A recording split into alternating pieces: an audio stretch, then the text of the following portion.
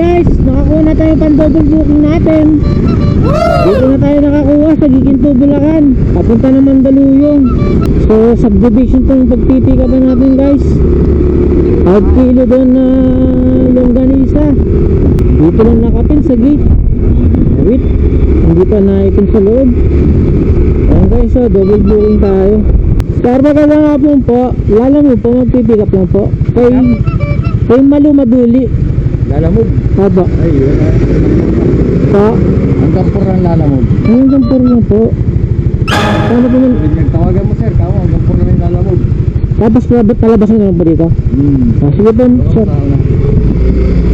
So, naka-schedule lang pala pwede mag-pick up ang mga lalamog dito. Hanggang alas 4 lang. Wait guys, mukhang magaganda tayo na matagal dito. Tawagan natin yung pick up. Ay, Hello po. hello po, magandang hapon po. Lalamog po for pick up. Yes po, kuya.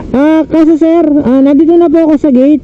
Ayaw na po akong papasukin ng guard. Hanggang 4 lang daw po pwede mag-pick up ang lalamog sa loob. Kung pwede daw po, pasuyin na lang daw po. Labas na lang daw po ng gate. Ay, hindi ko alam. Kausapin ko yung guard. Pakausap daw po sa guard. Sige po, wait lang po. Patahan ko po. Alam ko yung gabi, pero pag ano... Wait lang po, patahan ko lang po.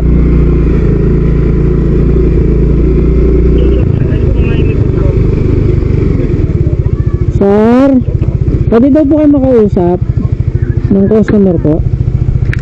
Yung sabi ng ano, yung rider. Hello? Wait lang po, may kausap lang po, sir. Wala ma'am, kasi Okay. ma'am, yung rider na pag pinapatawag namin ma'am, kasi po, hanggang 4 lang Hello? po. Wait lang po, sir. May kausap lang po yung guard. Sige, okay lang. Sige.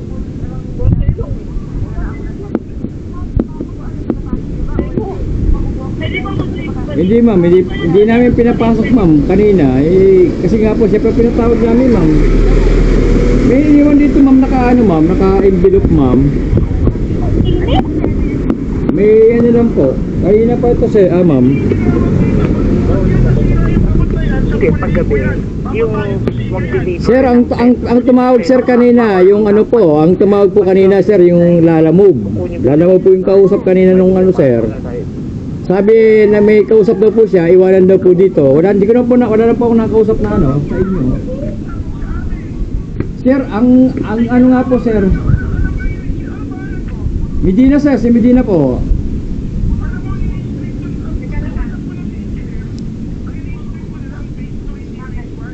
Hindi sir, kasama po phase 1 sir eh.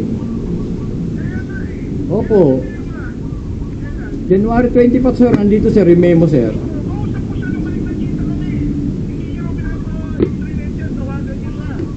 Hindi po sir nagkausap na pa si engineer sir eh. Nagkausap na po kami ni engineer nung hindi ko pinapasok din po yung lalamove niya. Nagkausap.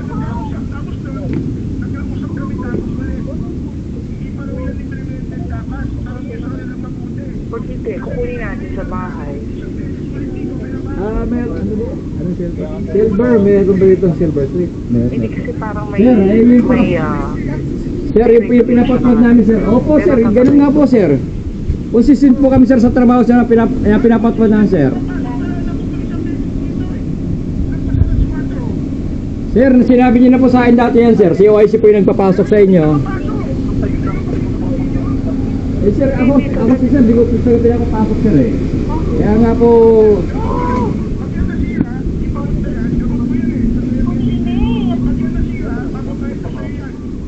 Pwede naman po sir padala sir. Sa Rubing po. Papadala ko po sa Rubing sir. Kanino? Lord House, magandang hapon po. Bernie, Yes ma'am. sa Akamalu, Opo. hindi na po pwedeng pumasok yung... Hindi na po ma'am eh. Dadalhin po rito ma'am. Hanggang 4 PM lang po kasi. Wala yan. Ang alam ko, hindi na pwede magpamasok ng traffic yung paggabi, di ba? 9 to 10 ma'am. Ano ma'am, hanggang 10 po. 10 lang po yung pagkain. Ito ngayon, ito, hindi na pwede. Lalo mo, pick up delivery po. Ano ma'am, ano siya? 9 to 4 lang. Si Kuya Rick, Opo, 9 to 4. Opo.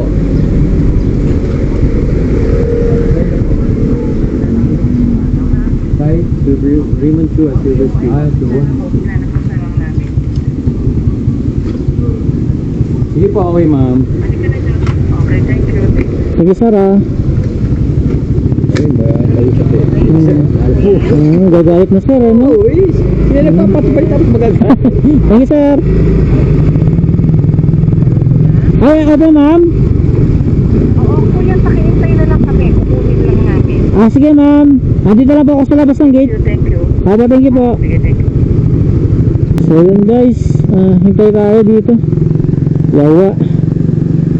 Bilib ako kay Manong Guard. Kalmado lang siya. Galit na yung kausap niya. Ang story kasi nun guys, yung kausap ng guard, may lalamove din siya, deliver dito. Kumbaga parang hindi na idiretso doon sa pinaka-pin location, iniwanan na lang sa guard. Kasi nga, may memo sila dito na hanggang 4 PM lang ang lalamove na pwede pumasok sa loob. Nagagalit yung ano. Nagagalit yung customer pag nasira daw yung pababayad daw dito sa guard. Angot na yun. Bilib ako kay sir, kalmado lang siya. Galit na yung kausap niya yun. Ang gagalawitin eh. Tinanong po yung pangalan ng guard eh. Pero ito naman kausap ko, ganun din ang istorya niya. Gusto niyang padiretso sa loob. Pero wala, nanindigan talaga yung guard na hanggang 4 lang daw pwede pumasok ang lalamove.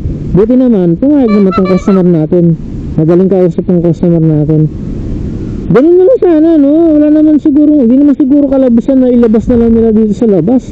Hindi naman siguro kalaki ito sa division na to para matagos silang ilabas yung item nila, no? Kawawa naman si Manong Guard, baka mama pagdiskitahan pa siya ng customer niya. At least ginagawa niya talaga yung trabaho niya, no?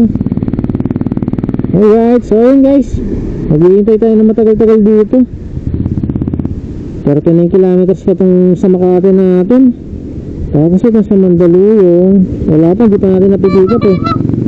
230 meters away pa siya sa atin dito, sa loob pa. Malapit na lang pala eh, hindi pa nila mailabas, no? Ano ito mga customer natin? Tagal na ba, ganun ba sila kabago dito sa subdivision nila? Parang hindi nila alam yung ganun memo.